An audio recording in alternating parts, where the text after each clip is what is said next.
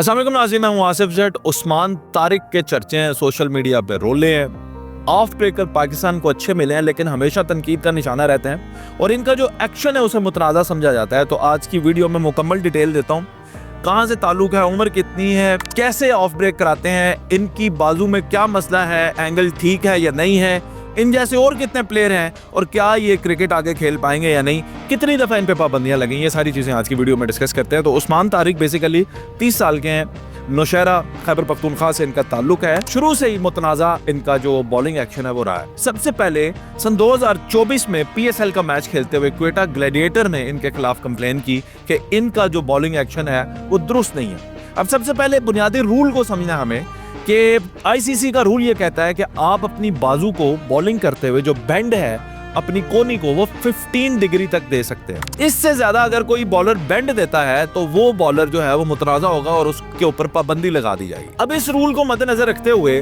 PSL पर जब सबसे पहले इनके खिलाफ कंप्लेन की गई तो PSL के रूल्स ये कहते हैं कि आपके खिलाफ कंप्लेन हो तो आप अपना वो जो सीजन है वो पूरा खेलेंगे, उसके बाद आप टेस्ट पास करेंगे। तो PSL जो है 9 है, इन्होंने पूरा खेला, उसमें बॉलिंग कंटिन्यू की, लेकिन उसके बाद इन्हें नेशनल क्रिकेट एकेडमी के अंदर बॉलिंग क्लियरिंग टेस्ट देना पड़ा और जिसको इन्होंने बआसानी पास कर लिया। तो सन 2024 में ये क्लियर हो गए। सन 2025 में दोबारा इनका एक्शन रिपोर्ट हो गया और इस दफ़ा भी ये PSL 10 खेल रहे थे और इस दफ़ा मैच था इनका लाहौर कलंदर के अगेंस्ट। लाहौर कलंदर ने इनके अगेंस्ट ये कंप्लेन की कि इनका बॉलिंग एक्शन जो है मुतनाज़ा है, ठीक नहीं है। अब जब इनको टेस्ट देना पड़ा तो अब इन्हें टेस्ट देना पड़ा ICC की एक्रेडिटेड लैब होती है, उसके अंदर इन्हें बॉलिंग एक्शन का टेस्ट देना पड़ा कि ये 15 डिग्री से ज़्यादा बेंड करते हैं नहीं। तो वो टेस्ट भी इन्होंने पास कर लिया और सन 2025 में ही इनका इंटरनेशनल डेब्यू होता है।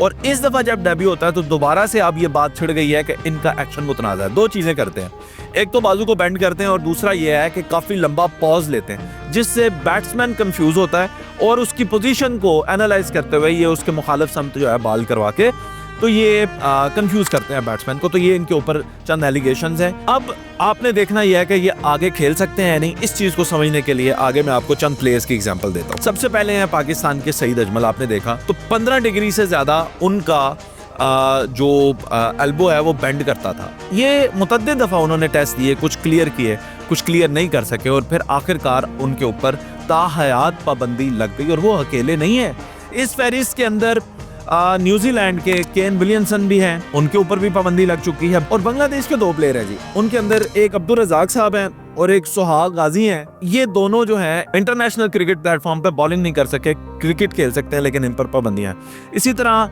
वेस्ट इंडीज के सुनील नारायण हैं, ये भी इस वक्त बैंड हैं, ये भी इंटरनेशनली बॉलिंग नहीं कर सकते, क्रिकेट खेल सकते। अब एक केस यहाँ पे आपने समझना है और ये समझना है कि उस्मान तारिक आगे बॉलिंग कर सकेंगे या नहीं। तो केस समझने के लिए आप मुताया मुरलीधरन जो है उनको देखें। श्रीलंका से इनका ताल्लुक था, बड़ा ही मुतनाज़ा, बड़ा ही अजीबोगरीब सा उनका एक्शन था और उनको भी रिपोर्ट किया गया। 1996 में जब मुताया मुरलीधरन को रिपोर्ट किया गया और वो जाकर अपना बॉलिंग क्लियरिंग जब टेस्ट उन्होंने दिया तो सिर्फ एक शख्स के लिए ICC के कवानीन बदल गए।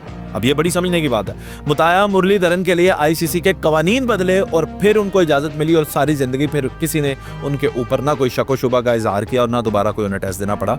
तो वो क्या था कि मुताया मुरलीधरन की पैदाइशी तौर पर जो बाजू का बेंड था दैट वाज अबव 15 डिग्री। तो उनको आप कह लें कि एक वाइल्ड कार्ड एंट्री मिल गई, उन्हें एक फेवर मिल गई कि क्योंकि ये पैदाइशी ऐसे हैं तो ये करवा सकते हैं। इसी फेवर को दोबारा पाकिस्तानी एक प्लेयर, एक बॉलर ने भी हासिल किया and that was Shoaib Akhtar. क्योंकि शुएब अख्तर के भी बाजू का जो बेंड है वो नेचुरली शोल्डर का, उनके आर्म का जो एंगल था वो नेचुरली बनावटी इस तरह की थी कि वो 15 डिग्री या इससे ज़्यादा भी जाए तो उनके लिए वो काबिल कबूल था ICC के लिए। तो आज भी आप ये याद रखिए कि अगर किसी प्लेयर की फिजिकली वो उसकी साख्त ही ऐसी है कि वो 15 डिग्री से ज़्यादा उसकी बाजू का बैंड जाता है तो फिर उसको प्रॉब्लम नहीं है।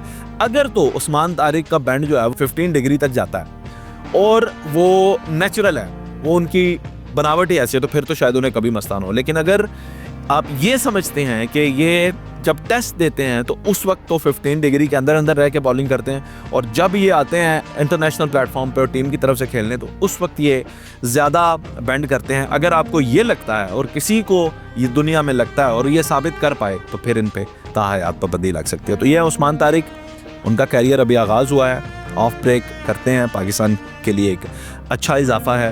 एंड आई होप कि ये तादेर पाकिस्तान के लिए खेल सकें। शुक्रिया।